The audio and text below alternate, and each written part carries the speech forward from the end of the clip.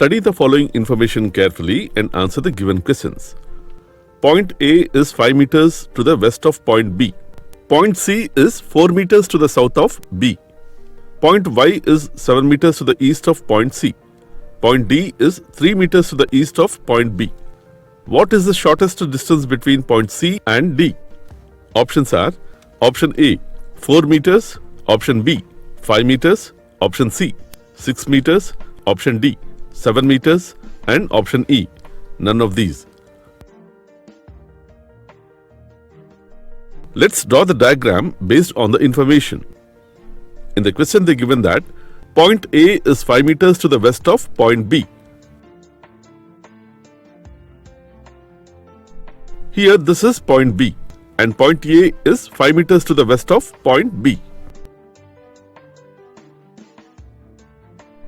In the next statement they given that point C is 4 meters to the south of B.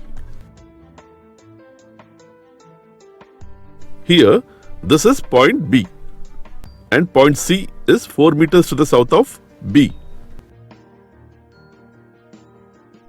In the next statement they given that point Y is 7 meters to the east of point C. Here this is point C and point Y is 7 meters to the east of point C. In the next statement they given that point D is 3 meters to the east of point B. Here this is point B and point D is 3 meters to the east of point B. This is the final diagram. Now in the question they are asking that what is the shortest distance between point C and D? In the diagram, here point B, point D, point C forms a right angle triangle, that is triangle BDC. Here in the triangle, we know BD is equal to 3 meters, BC is equal to 4 meters.